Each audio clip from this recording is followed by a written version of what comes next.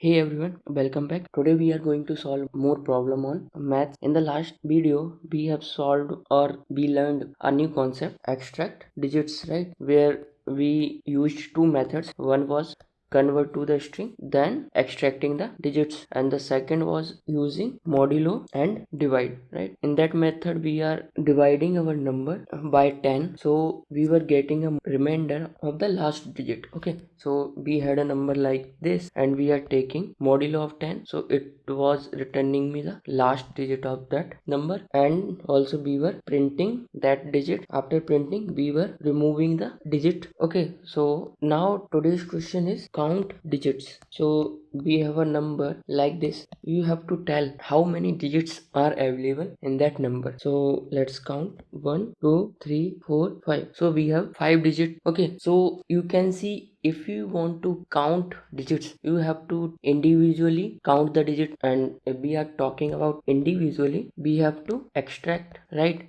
Because in number you cannot directly iterate over. So now we have two methods, right? First one was while converting to the string, then you can iterate over and do a count plus plus, and second method is you just have to run a loop and take a modulo of 10 and do a divide of 10. So at every iteration we are removing 8, then 3, then 9, then 4, then 5. So the number of iteration we are doing, it is equivalent to number of count, right? The number of iteration we are doing, it is equivalent to the count. If we remove 5, then we can do a count plus plus. If we remove a 4, then we do a count plus plus. If we remove a 9, we can do a count plus plus. Then 3, then 8. In that way, we will be able to count our digits. Okay, so question is different, but using the same concept, right? Okay, so I'm not going to write a whole code. Let's use this code. So in this case, what will be the changes? So if we want to store number of digits, we will declare one more variable, count equals to 0. Initially it was 0, then after getting a remainder we can do a count plus, right? Then we can update our number. So let's take this as an example, 5 4 9 3 8. Okay, if we will do a modulo 10, right? After that it will do a count plus plus. Initially it was 0, then it will become 1, then this number will become 5 4 9 3 after dividing it. Now we will do a modulo of 10 again, then we will remove 3, so our count will become 2 5 4 9, then again 9, our count become 3, then 5 4, then 4 remove, count become 4, then 5 removed, then our count become 5. So as we are removing digits from the number, we can increase our count. Okay, so it will return me the number of digits, and after the loop you can print that count. Okay, now using same concept, we have a different problem. The problem is sum of digits. This time we are not counting but doing the sum of digits. So basically it is also simple. We have this code. Okay, now instead of counting or printing, we can declare one more variable which is sum. Okay, which is initializing from 0. Then at every iteration we can add our remainder to the sum, right? Because remainder is the one storing the digit of the number. Let's take an example, 5 7 9. Okay, this is our example. If you do a modulo of 10, it will extract 9, then you will be able to add into the sum. So initially our sum was 0. After first iteration our sum will become 9. Okay, so 57 modulo 10. Now we will extract 7. Now our sum will become 9 plus 7, then 5 modulo 10, then 5 will extract, then our sum will become 9 plus 7 plus 5. So we will be able to get the sum of the digits. It does not matter in which orders it is coming, right? Because we are doing sum. If you are doing 1 plus 2 or 2 plus 3, it does not matter. Okay, so with the same concept we are able to cover two more problems, count the digits and sum of the digits. Okay, so these kind of problems will be useful while solving problems. Let's first code both of the problems. Okay, so I'm going to use same code as the previous one. So we have a int n c9, then we will declare our count. Okay, let's also declare sum. Okay, so with the same code we are going to solve both of the concepts. So this time we are not printing, we are doing count plus plus, right? Also we are doing a sum of digits. Now let's print count of digits. Then we will write here count, then next line, then here we will write our sum, then sum of digits. Okay, so now let's run our code. Let's take a simple example, 1 2 1. Here you can see count of digit is 3 and sum of digit is 4, right? 1 plus 2 plus 1, it is 4. So you can see you have to learn one concept and you can solve more such problems. Okay, now let's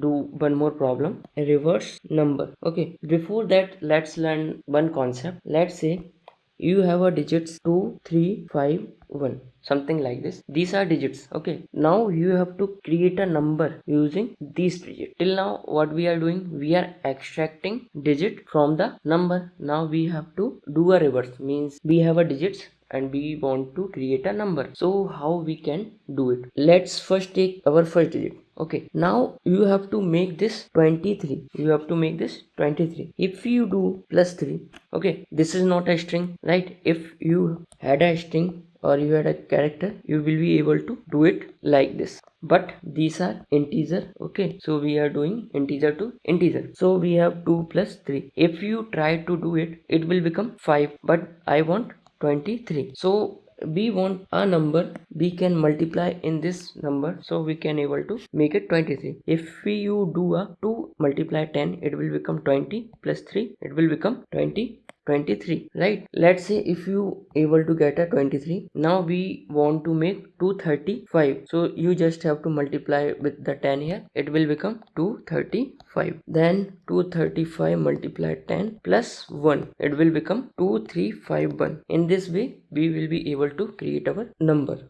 from digits. Okay, now question is reverse a number. So we have a number 2351. You have to reverse it and make it 1532, and it should be a number, not a digit. Now how we can do it? So let's go back to our concept, right? This one, when you were extracting digit, you were extracting digit from the back, right? First you extracted 9. Okay, 9, then you extracted 5 5, then you extracted 4, here 4, then 7 7.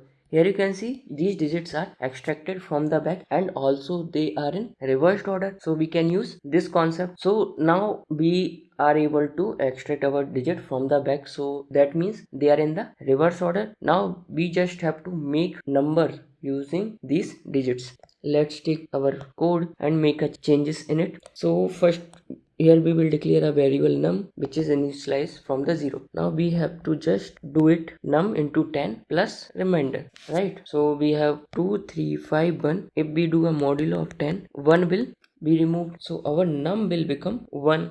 Okay, now 2 3 5 modulo 10, 5 will be extracted, so here our num will become 1 into 10, right? Because our num is 1 into 10 plus our remainder is 5, it will become 15. Okay, so now our num will become 15. Now if you do a modulo again, the 3 will be extracted and our num is 15 into 10 plus remainder is 3, then it will become 153. Similarly, in the next iteration, it will become 153 into 10 plus 2, then it will become 1532. You can see this is our reverse of 2351. Okay, so in this way we can reverse our number. So we are using same code, but the changes is this line, right? And everything else is same. Okay, now let's write a code. So let's declare one more variable here, int num equals to 0. Here we will write one more line, num into 10 plus remainder, right? And here we will print our num. Here let me change it, reversed number. Okay, this time we are printing our reversed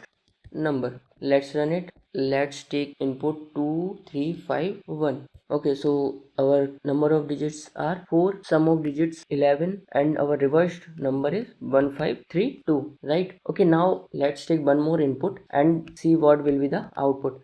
Okay, let's take 001. Now what should be the output, means count of digits, sum of digits and reverse number. So let's run it. Here you can see it is giving me count of digit is 1, so that means it is not counting 0. Sum of digit is 1, this is correct, but our reverse number is 1 only. Why not 100? Okay, let's take another example 100. Here you can see, now this is giving me the count of digit 3. Now this time it is counting 0, but in the previous input it wasn't counting the 0. Our sum of digit is correct. Our reverse number is again 1, not 001, right? So we took two input 001 and 100. So in this we have a leading zeros. Okay, if you have a zeros before the number, we call them leading zeros, means they are in front, and we have trailing zeros. Okay, so I'm leaving it here. Try it by yourself, search on the Google or anywhere else. How can you reverse your number including 0, and how can you count digits